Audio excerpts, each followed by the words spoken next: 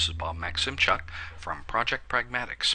I'm happy you could join us for another video in our Pragmatic Agile Q&A series. Today's question is, what is my Agile team's capacity?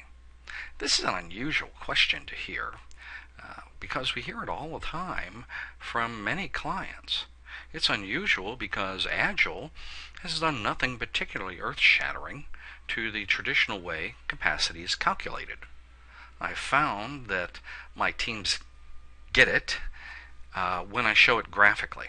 So that's what we're going to do today. So let's see what makes up or what detracts from an Agile team's capacity. Let's say this cylinder represents all the time you have at work. Now that doesn't mean that it's a 40-hour week. Maybe you work 60 hours. I'm sorry to hear that. Maybe you work 45, which is the average amount of work a worker puts in from a recent study I read. Maybe you work 32. It's whatever it is that you put in hour-wise per week, which may vary from person to person. The first bit of activity that takes away from an Agile team's capacity is non-sprint work commitments. Maybe you're committed to work on another project. That takes away a lot of time for a lot of people. Well, maybe you have to do some corporate training, or you're going to a conference, or you're taking out of coffee breaks, or you're sifting through tons of email that have nothing to do with the project. All of these things that are overhead-like, that are non-productive, that aren't producing code in the end, these are the non-sprint work commitments. The second is time off. So this is sick time, vacation time, leave of absence, anything that just in mass, in bulk, is going to take time away from you. And even though it says any planned time off here, yes, you're talking about before the sprint. Nobody plans to be sick, or do you? I know some people that plan their sick days. So this is what you believe your planned time off will be during the sprint. Sprint ceremonies. Some teams don't account for this in their availability. They just sort of lump it in with the time they have to work the sprint. I recommend calling that out overtly. This keeps right in front of the team how much time is being spent on the 4 ceremonies in Scrum, if you're using Scrum, or if you're using however many ceremonies in whatever system you are using. But if we look at sprint planning, the reviews, the stand-ups, and retrospectives, how much time does your team spend in a sprint doing this? That too takes away out of the available work time. Now here's the most controversial one: productivity constraints.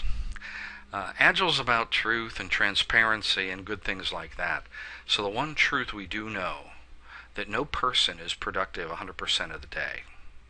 Productivity studies going back for decades have proven that. The one rule of thumb that has evolved is that knowledge workers have been shown to be productive only about 6 hours a day. So where does the 20 to 25% come from? Well, 6 hours a day over 8 hours per day total, that would give you 75% productivity time, 25% non-productivity time. So that's the upper bound. And the 20%, well, some people just look at the 6 out of 8 hours and say, let's just say 1 day a week we're not productive. And that would be the 20%. Now, I get usually a huge pushback on this, particularly from management folks. The reality is, it's worse than this. More recent studies have shown that people are 35% unproductive, some up to 40% a week unproductive. So if you don't like 20 to 25%, remember, it could be worse. So what's left? What's left is usually shockingly small for people.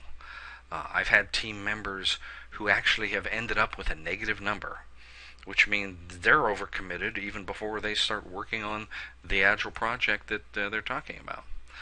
So when you do these calculations, be real.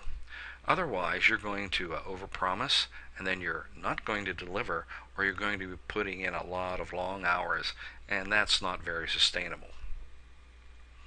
Now, most people that I show this to get this abstractly, but then I take a team into an exercise of actually calculating it with real numbers, and it gets very confusing for people. So we're going to do a simple example here. Let's say you're a team member and you work 40 hours a week.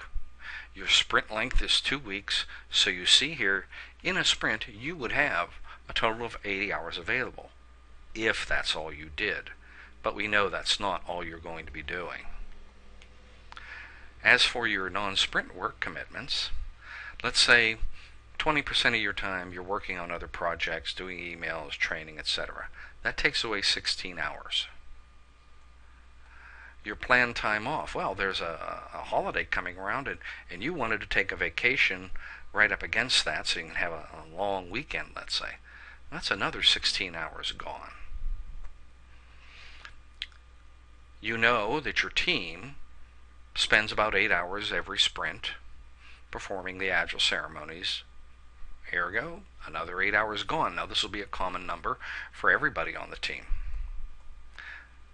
And usually the productivity constraint is common across the team too.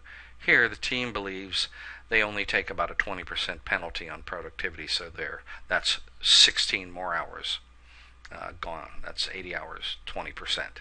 So that's 16 more hours gone, which leaves this particular person with only 24 hours to work in a 2-week sprint. That's a shocking number. That's very surprising. This is why it's important to do this. To ignore calculating your capacity is a recipe for failure. Now, let me give you 3 little tips about doing the capacity calculation. Remember, this has to be calculated for each team member and then added together to get the total team hours. Remember that if you have a distributed team, your holidays are not their holidays, and vice versa. There may be some overlap, there may not.